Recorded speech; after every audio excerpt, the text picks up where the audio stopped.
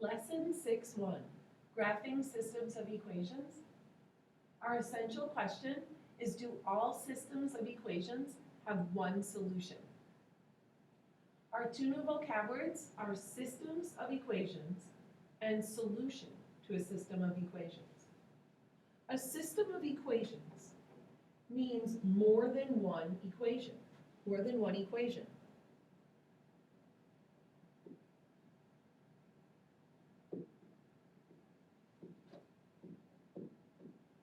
The systems that we work with this year will have two equations and two unknowns. You can think of a system as something that has multiple pieces that work together. So we are going to have two equations that work together to help us solve for their intersection. So a system of equations means more than one equation. The solution to a system of equations is the point or points in which they intersect.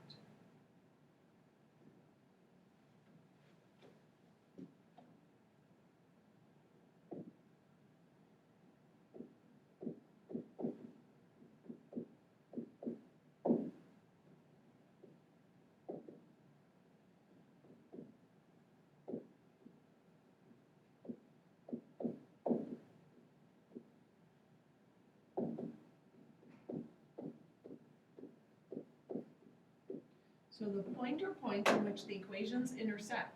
Points are ordered pairs.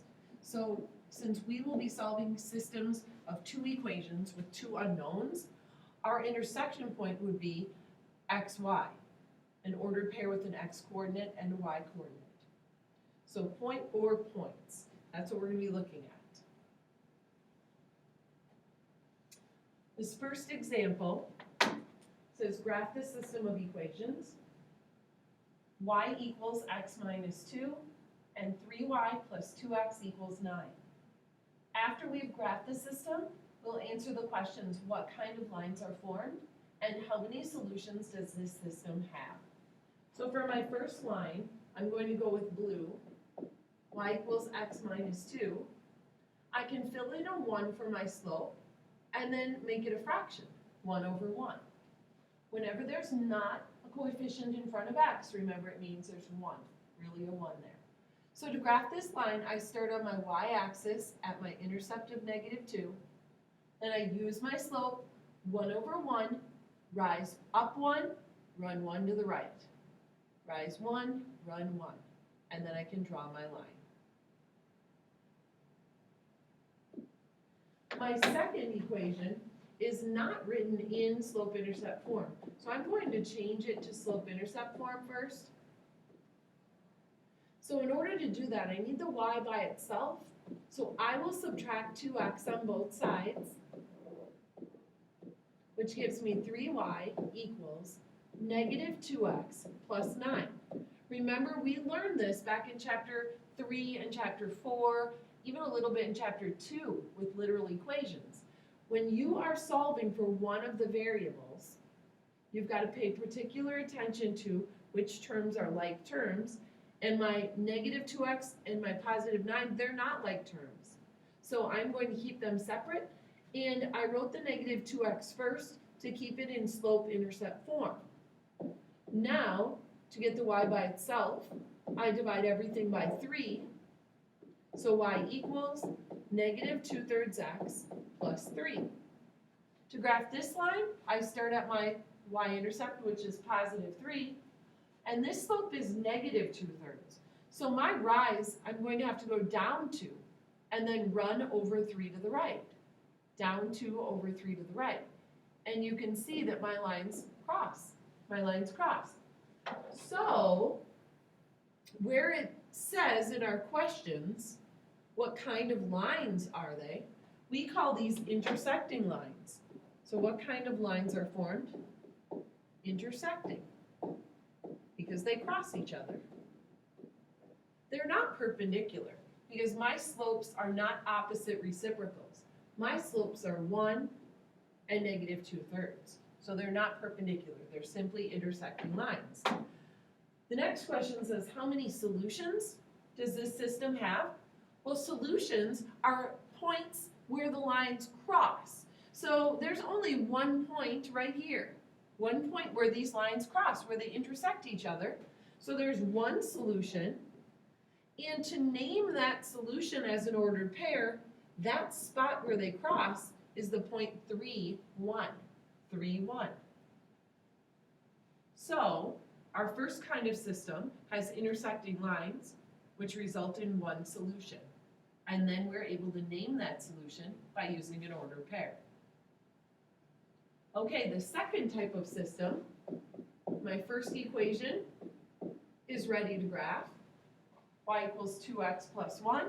So start at 1 on my y-axis because that's my intercept. Go up 2 over 1 for my slope. And I can draw my line. The second one again requires a little bit of work because it's not written in slope-intercept form. So I will subtract 4x on both sides because I'm trying to get the y by itself. And then 6 and subtracting 4x. Those are not like terms again. So I write my negative 4x first, then my positive 6.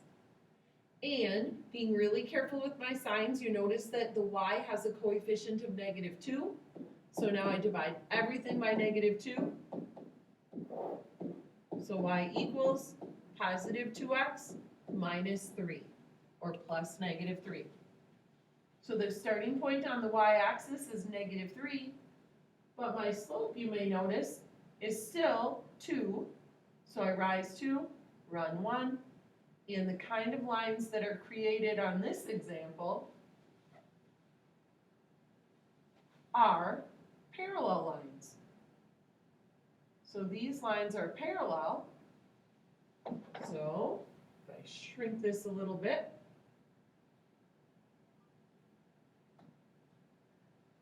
my lines are parallel.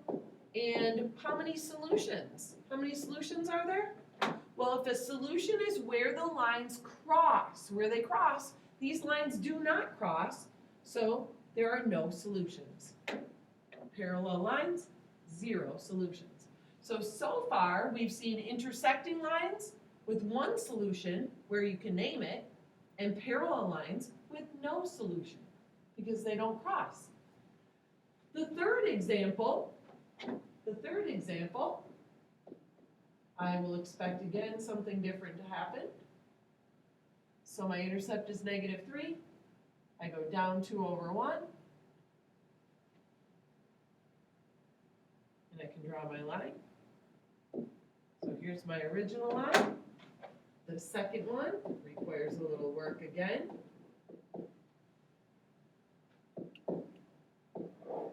So I subtract 6x on both sides.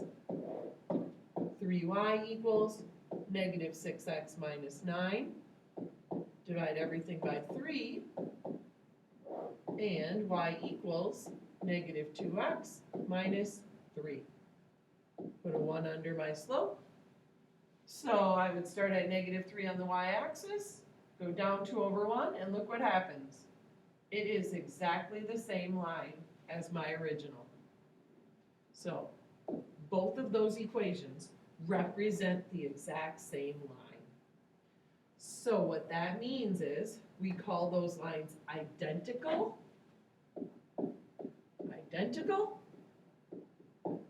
and if you ask yourself how many solutions there are, how many different spots do those lines cross each other? How many different points do they share? That would be every point, every single point on the line.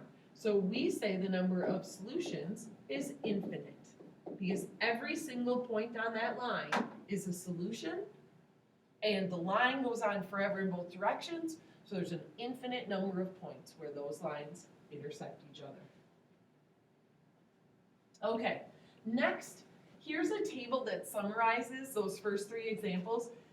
This table is incredibly important for you to write down in your notes so that you can study it for our quiz and for our test in Chapter 6. Without a doubt, I have no doubt about this, you will need to be able to create part of this table on your quiz or on your test. So you will have to maybe answer questions or match some things or sketch something. So this table is very important. So we have the number of solutions. One solution, infinite, or no solution. The type of lines. With one solution, they're intersecting. So we have a sketch of intersecting lines. And then we also say to describe the equations, if the lines are intersecting, what's required is they have different slopes. Different slopes. Anytime you have lines with different slopes, they are going to cross. You may not find that intersection point right away. You might have to extend your lines, but at some point they are going to cross if they have different slopes.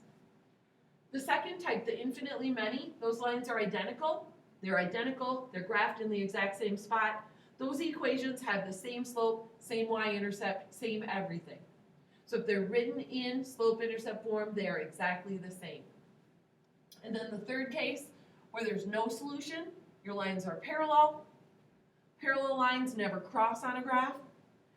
And the equations show that they have the same slope, but they have different y-intercepts.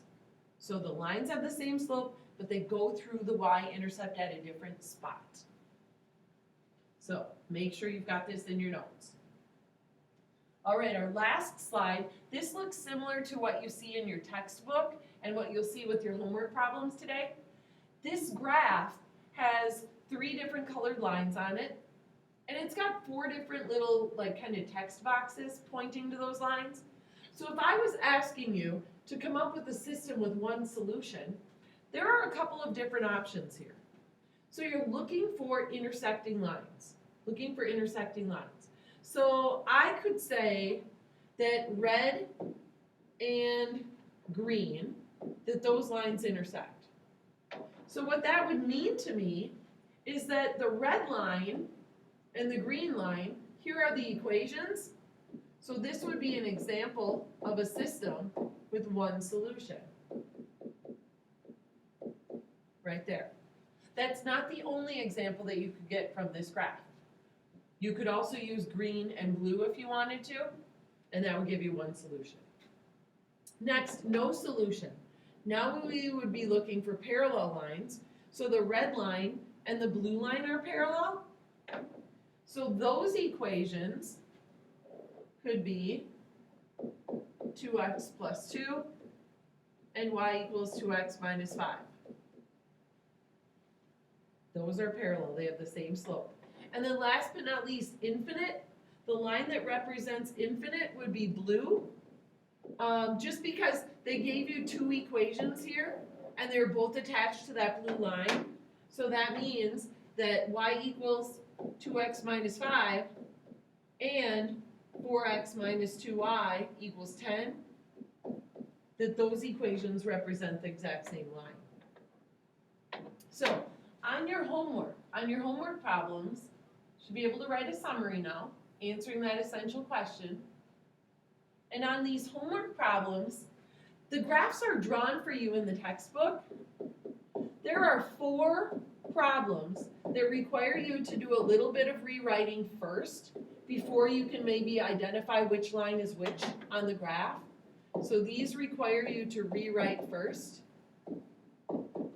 from standard form into slope-intercept form. And then what we want you to do for the directions is not pay attention to what the book says, because the book doesn't follow the vocabulary that's used in our Minnesota State Standards. So what we want you to be able to do is, you have to tell us what kind of lines they are and how many solutions. And if there's one solution, see if you can name it. You might have to estimate. So what kind of lines are they? And how many solutions?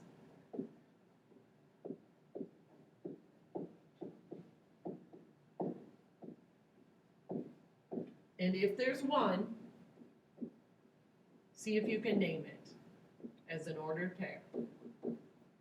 Okay, so your answers should be like parallel, no solution, or infinite, infinite, and what would go with infinite would be identical lines. Or maybe it's intersecting one solution and then you have to name that solution. So on your homework, they're going to give you equations. You're going to look at the graph because they've graphed them for you and figure out what kind of lines they are. All right, you should be set.